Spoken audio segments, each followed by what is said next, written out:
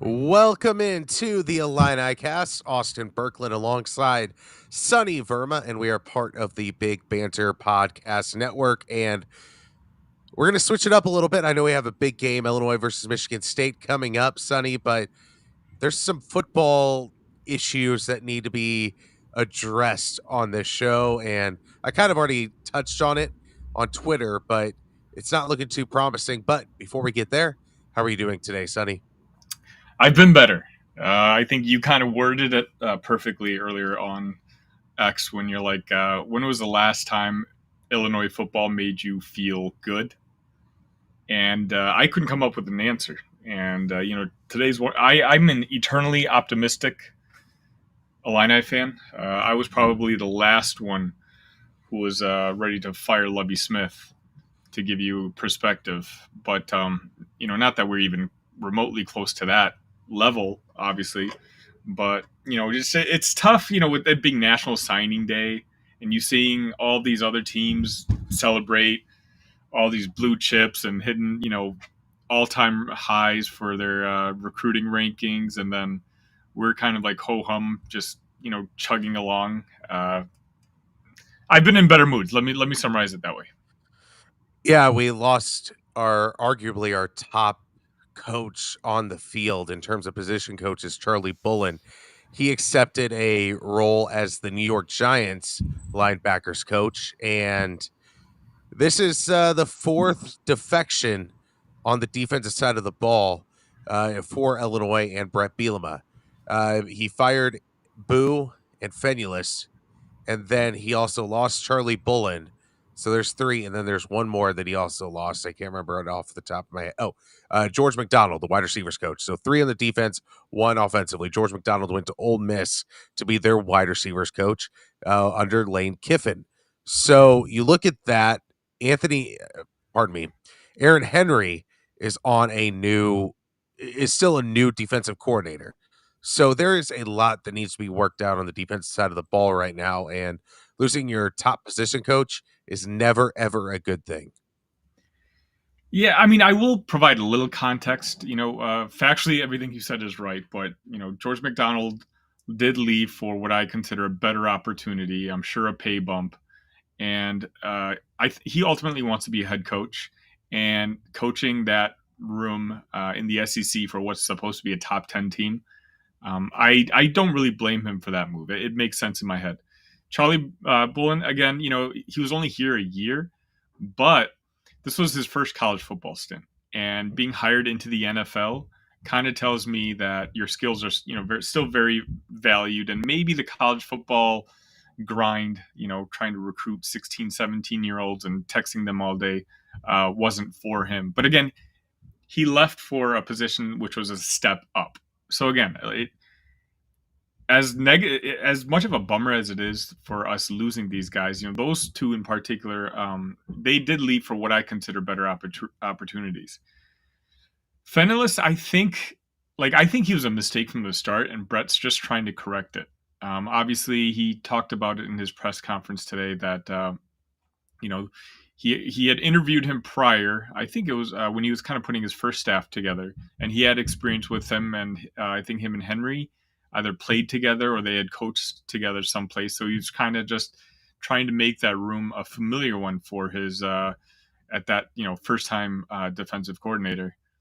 Obviously, it didn't work out on the field last year, and I think now Bret, knowing that the pressure's on, I think he wanted to bring in a veteran voice, and he brought in Gibbs from Central Florida, who we'll see. He's had decent stats, I guess you can say, for the teams that he's been coaching. That move also made sense to me. The Boo one makes no sense to me. He was recruiting well. I think he was coaching well. That one kind of surprised me, but Bret also said that today it's just kind of a matter of time, I think. No, it was the wide receiver ones. The linebacker ones, he was waiting for a particular event to happen this weekend before he interviewed a guy he had in mind, which In the football world, what could that be? yeah, there's I'll have to Google or something. There's apparently a game this weekend, and that tells me he has someone in mind, and maybe these discussions have already happened. So I'm gonna kind of wait and see, who the hire is there. But of all the changes that have happened to staff, to me, Boo's the one that really hurts. Jameson and uh, Bulin are just leaving for better opportunities. It just hurts because you want a foundation to build off of. You want those 5 wins to propel instead of having to start at ground zero at certain positions. And that's kind of what it feels like with Illinois football right now, where you had something going on with the wide receiver room toward the end of the year.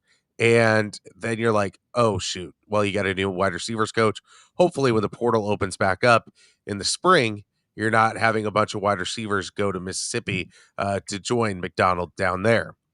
And then you look at the defensive side of the ball where, yes, it didn't go too well this year, but I feel like you need the same support system under Aaron Henry that you had. Like Fenulus is probably the one where I'm like, who cares? He can leave. But the other guys, it just stings that much that you kind of have to build that trust once again with recruits, build cohesion with the staff once again. So it almost feels like that Illinois is always starting at ground zero the last few years, and that's what makes this a difficult pill to swallow whenever you have this much brain drain for a team that, yes, had some issues, but you still need some cohesion to keep building that group up. Yeah, I mean, it's a compliment to Brett's abilities that his guys are getting looked at and hired elsewhere. But as you said, cohesion's a big thing, and spring ball is right around the corner. You're talking about practices coming up, and he's going to have to make these hires ASAP. From what I've heard, the wide receiver hires basically imminent at this point. The linebacker, as I referred to earlier, that official interview at least has to wait until after the big game this weekend. But there's still two other positions, and these positions need to be, filled, and the whole staff has to be on the same page as they start, spring ball and the spring game, because this is not a team that can kind of relax right now. This is a team that needs to really be synced in and be ready to develop the talent that's on this roster right now, because the Big Ten's is not going to be easy. Purdue got another, I think it was like a 4-star transfer wide receiver to commit today. Like, a lot of the teams at our level or below are recruiting up, and that doesn't bode well for us. So, like, we need to hit the ground running. We can't waste too much time. I don't mind one or two offseason, coaching staff changes every year. That's fine. That's normal. That's college That'll football. happen. Exactly. And again, especially, under Bret, who has a Rolodex when it comes to networking, and, people trust his opinion.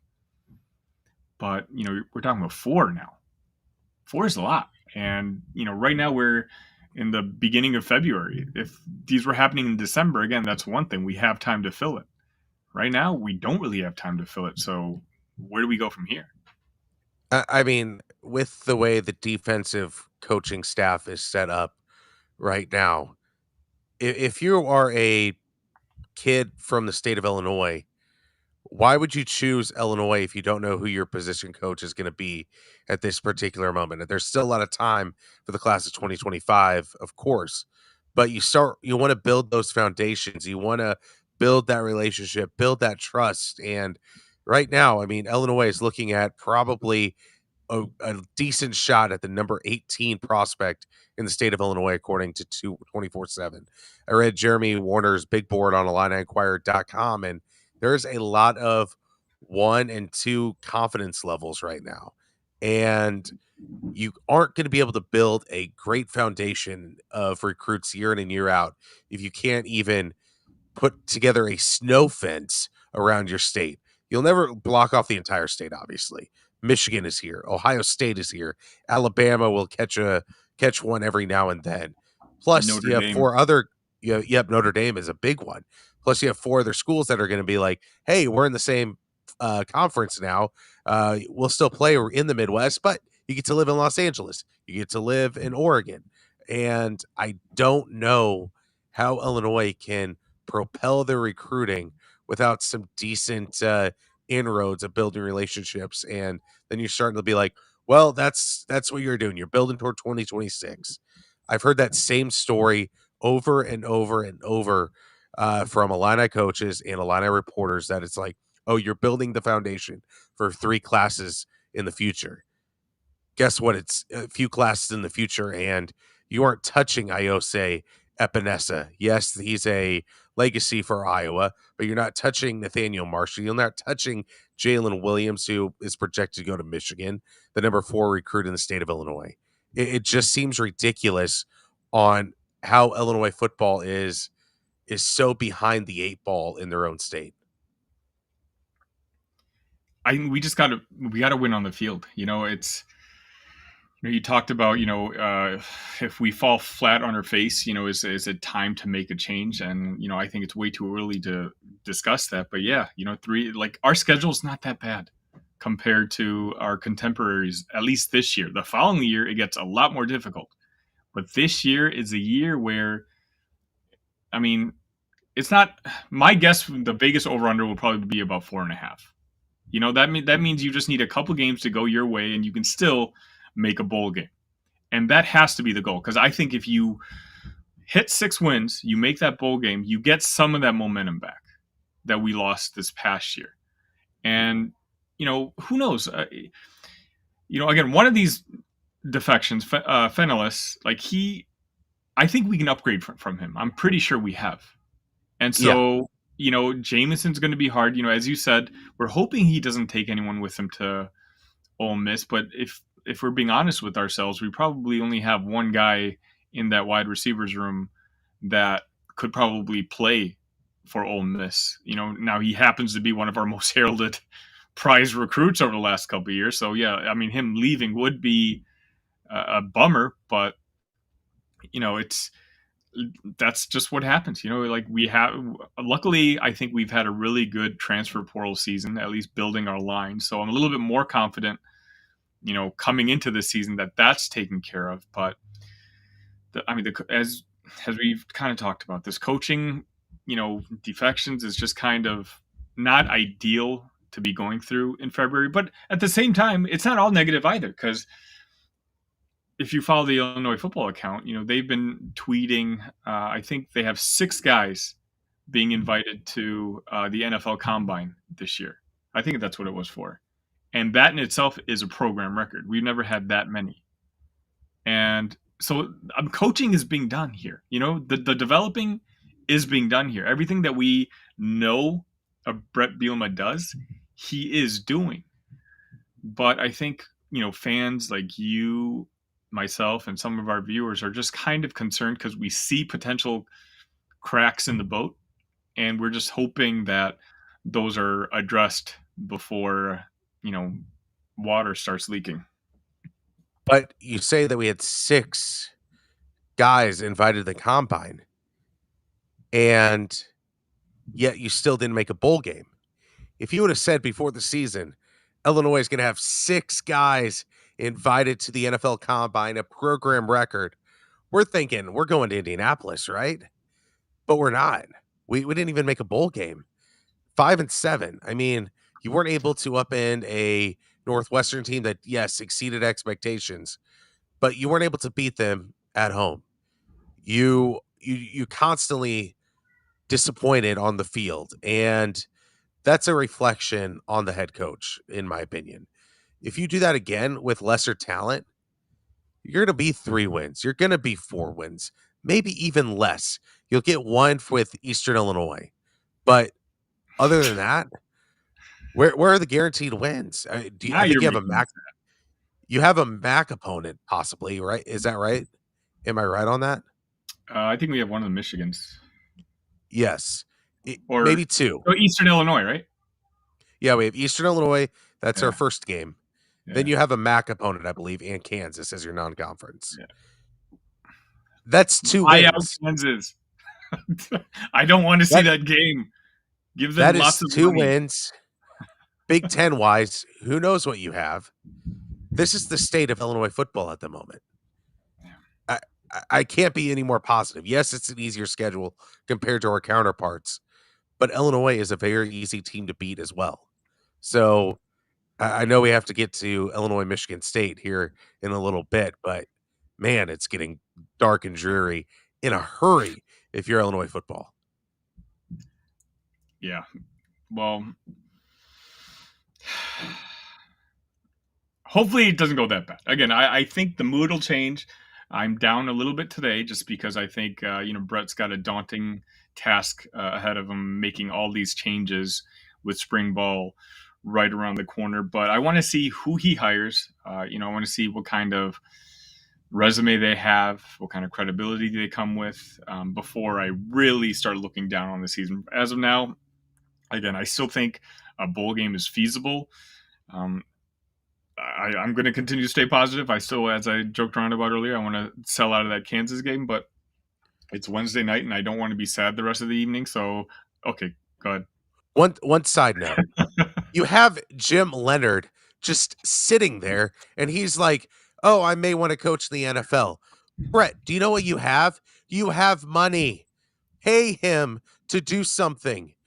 Convince him otherwise. Convince him that Champaign is the place to be at all times. I think he Why are just you wants to be. just being like, you know what? Let's let him try the NFL out. No, you have an asset. You try to keep him. Sonny, if you were an employer and you had a great employee, like, yes, you want to do what's right by the employee, but at the same time, you're not going to wait for every excuse not to hire the guy or to do something else if that's what makes your company better. I don't think he's just sitting around waiting, though. I think, if that was a conversation that Brett thought he could have, he's already had it. I mean, Champagne's fine, Illinois is fine, but you know what? USC's better, and he didn't take that USC job. Like, whether he was offered it, I don't know. But the people who told me at least they had discussed that job. So it tells me that what Brett said earlier at the press conference today, where that Leonard's waiting for that NFL job, I think that's just what he wants. He wanted that Packers job. Obviously, went to the Boston College head coach, but I think he's going to be content. And he's a family guy. He's a Madison guy. He doesn't want to be too far from his family. I'm sure he's saved plenty of money. Whether I don't know if his contract's still going on or not, but you know, I think if there was a move to make with Jim Leonard, it would have already been made. For now, Brett said that he's still on staff, and I think right now all we can do is kind of pick his brain and continue to have him, evaluate our program, help us out as best as he can, just until Jim decides to make the move that he wants to make. But speaking of which, I'm going to switch gears because I refuse to be bummed out when I've got all football season to be sad. What we're going to do now is switch it up a little bit. Let's talk about the Illinois Michigan State game coming up on Saturday. I'm going to bring in a special guest, and here's Spartan Dog from Bacon Wire. Thank you for joining us today. Yeah, Sonny, thank you for having me. So, all right, so Saturday. So I'm looking at your guys' schedule. Like, you guys are pretty good at home. I know like you guys have been kind of mentioned as one of the, at least early in the season, disappointing teams in the conference, but you guys have picked it up as of late. Your only losses at home have been to pretty decent teams. So let me ask you before we really get into it. Like, what's your feelings? What's your vibes around the Michigan State Spartans basketball team this year? Well, you're getting me off a loss, so you guys are getting me in rare form. You're getting a treat. Look, this season has been incredibly frustrating. I think it's safe to say that. Life in the Big Ten is hard. Everyone knows that. Life on the road in the Big Ten is hard. Everyone knows that. Look at just now. I mean, Wisconsin, 11 seconds away from losing to Michigan, the worst team in the league this year, right? As we're speaking. Right.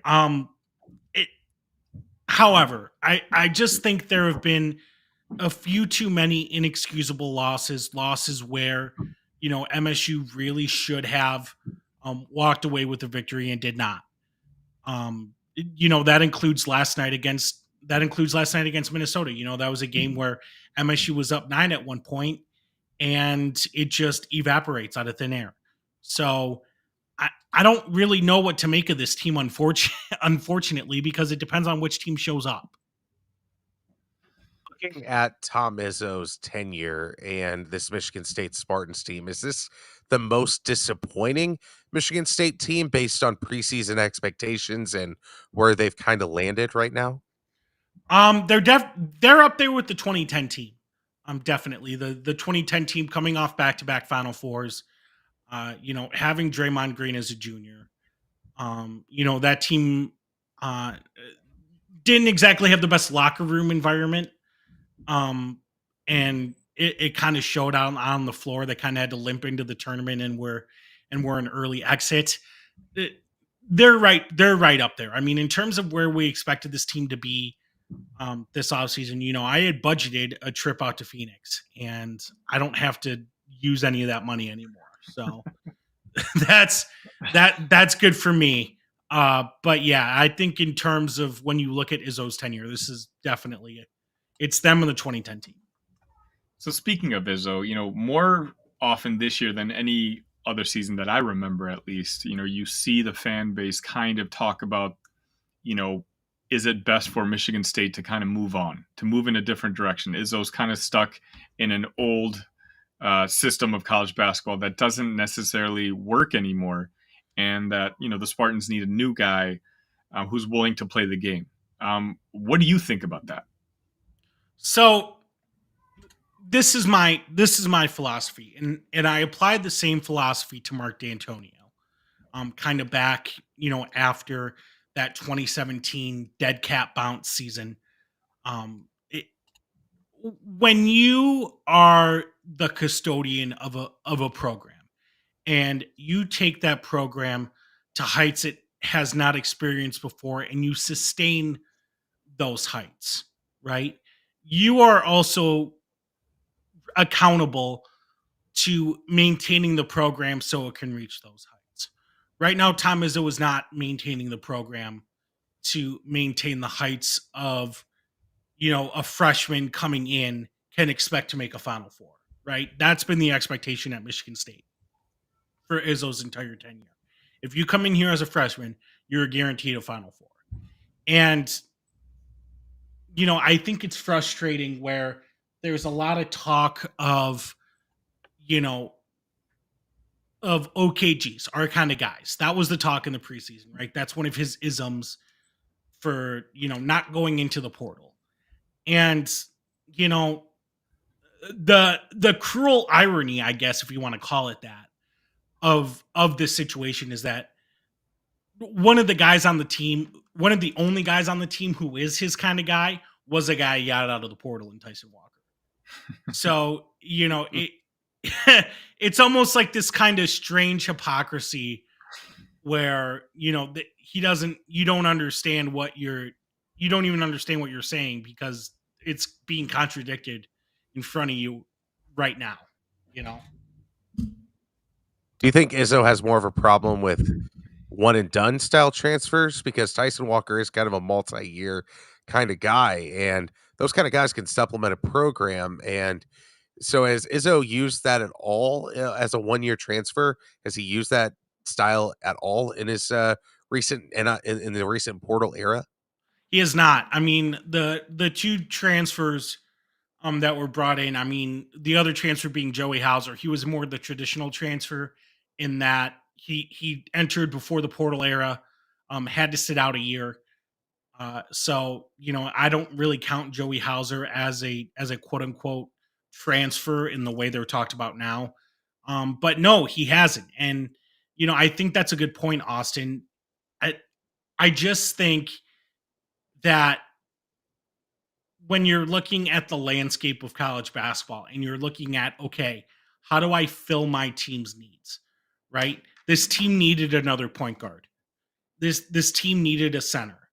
And, that's something you can get for a year when you can continue to develop guys like Jackson Kohler, Carson Cooper, and, AJ and Jeremy Fears, before his unfortunate injury. right? Even before then, you needed another point guard. So I just don't think it's being thought through that much in terms of how can this best benefit the team.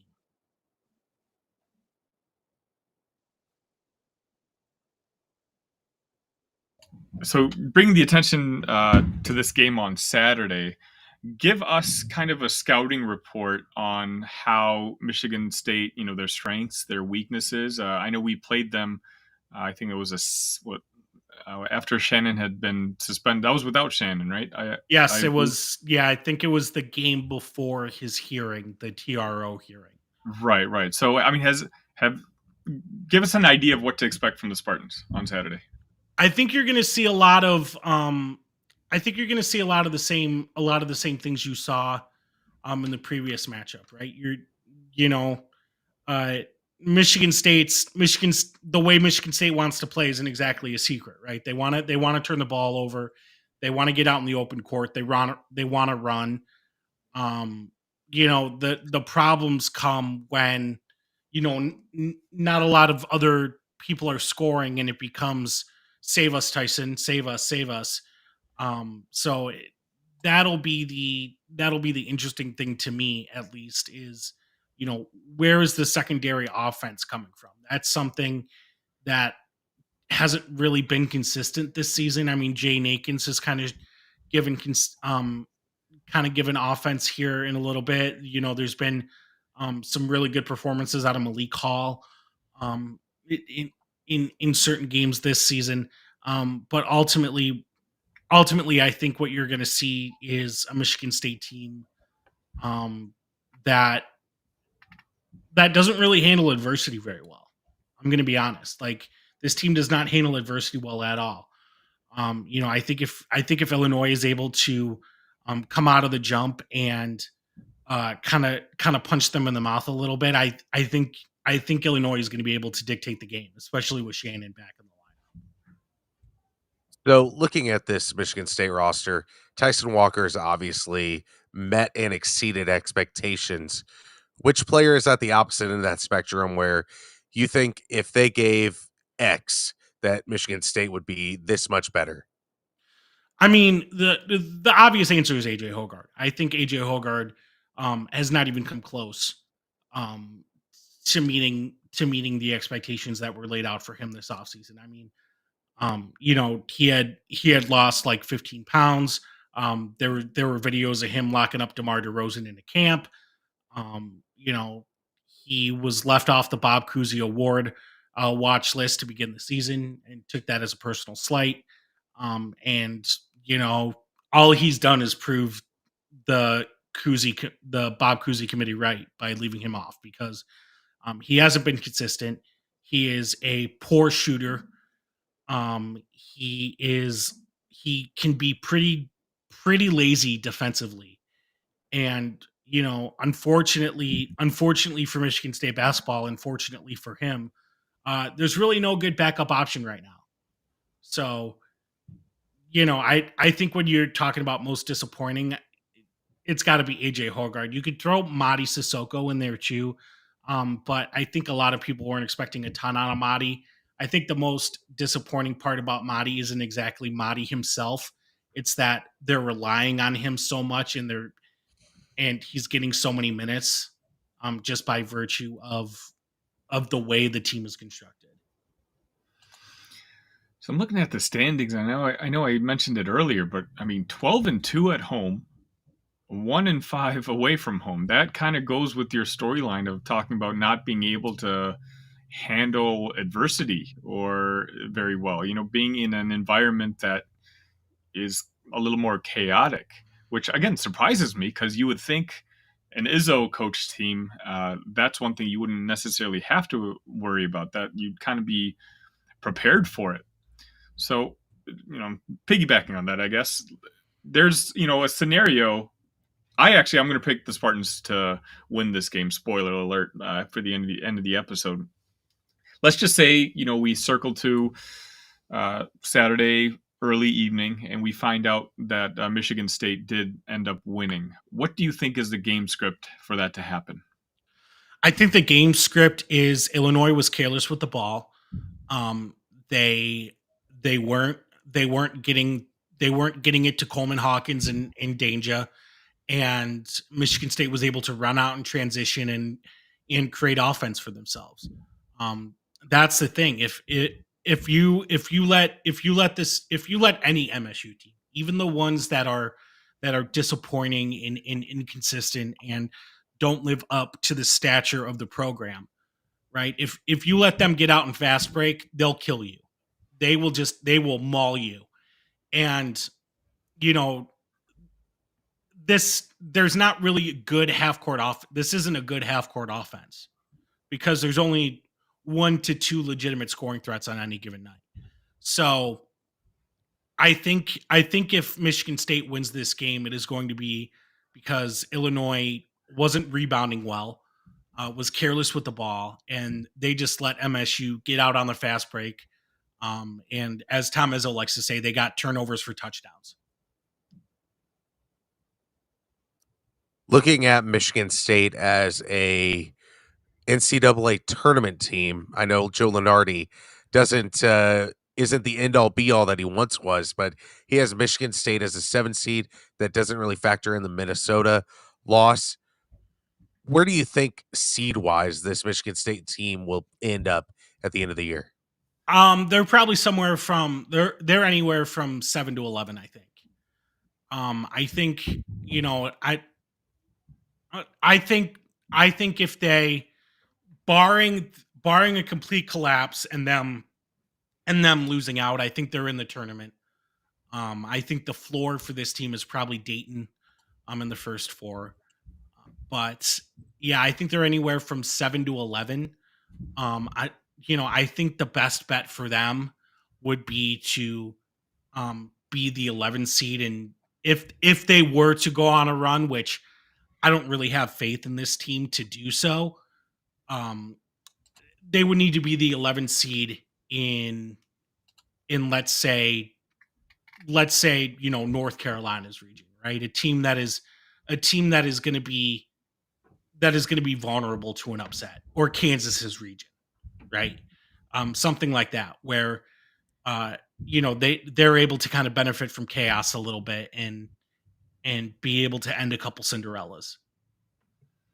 The good news is looking at your remaining schedule, you have Illinois obviously Saturday, and you have a game at Purdue on March Auto 2nd. loss. I marked the Purdue games. I marked the games at Mackey as an automatic loss. You could pull the best MSU players in program history in their prime and plop them on a team and send them to Mackey, and they're losing by 15. I swear, I swear, Los Angeles Lakers Shaq would get 5 fouls in the first half at Mackey. Yeah, it's insane. I mean, like, you could try to line up out there with Magic, Steve Smith, Jaren Jackson Jr., like just like the best of Michigan State basketball, and they're walking out 15-point losses. So look, we'll scratch that one off as a loss, and then so I guess I'm not trying to be disrespectful to the other teams, but let's just say Illinois, Purdue, and Northwestern, I would say, are your tougher matchups remaining. This is a pretty important game for you guys. I think we were talking about where the seeding might be. Getting a quad 1 win. The other, Ohio State's in a complete free fall, so I know they're technically quad 1 right now, but I don't see them lasting there more than another week or two. At least your schedule, ends up being a little bit more favorable for you guys to kind of turn things around. Because really, with you guys, all you need to do is get there. There's that old Izzo tripe. Just March is Izzo month, so you got to be a little optimistic about that.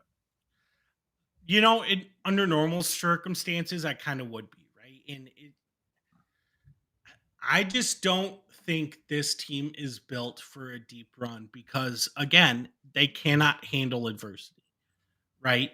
They are not going to get a favorable seed line. They are going to run into a game where there is going to be a large visiting fan contingent, and that is going to cause issues. I just don't see how this team, the way their mentality is, the way they attack offenses, the way they the way that they run their offense. I just don't see them making a run in this tournament. They're just not built for it. Final one for you. Give us a score prediction for Saturday's game. Um, you know, I think it's probably another close one. I do think that they do play better at home. I think the Izzone Saturday 2 o'clock. It's going to give the kids time to get up and it's going to give the kids time to get up and pregame and get to Breslin. Um, I think Illinois probably walks out of there 5-point winners. I again, you're kind of catching me. You're kind of catching me post loss, so I'm a little lower on the. I'm a little lower on everything than I would be, if I was like post win or if they had the whole week off leading up to the game. But yeah, I think Illinois probably wins by 5. Sonny, what is your score prediction? I also think it's going to be a 5-point difference, but I think Michigan State wins. I think exactly like he mentioned, it's going to be similar to the game we had earlier in Champaign, a super physical matchup between two teams. Right now, highlighted by the loss again, Wisconsin losing to Michigan today in Ann Arbor. It's just hard to win on the road, and I think Michigan State is a good enough team, and they've played well enough on the road. I'm going to say a 77-72 Spartan win. I have Illinois winning by 9. Michigan State is 2-6 in games decided by single digits. So I think it'll be closer to a 5-point game for most of the game. And then the free throw game will, near the end of the game, will make Illinois a 9-point winner on Saturday. Sonny, Spartan Dog 97, thank you for a wonderful show. It's been amazing. Where can people find you, Spartan Dog 97? Yeah, you can find me on Twitter and Blue Sky at Spartan Dog 97. I'm there. You can find Bacon Wire at Bacon Wire.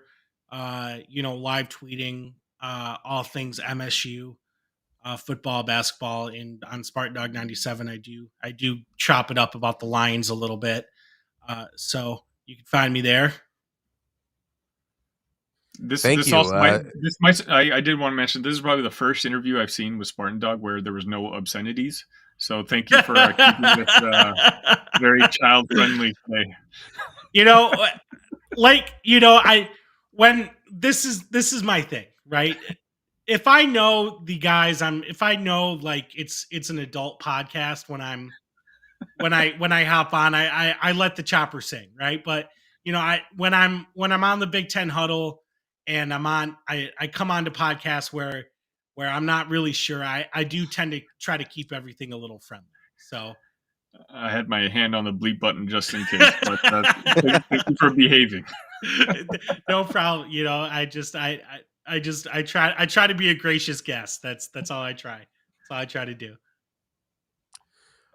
Well, thank you again for joining us. This has been an episode of the Illini Cast, part of the Big Banter Podcast Network.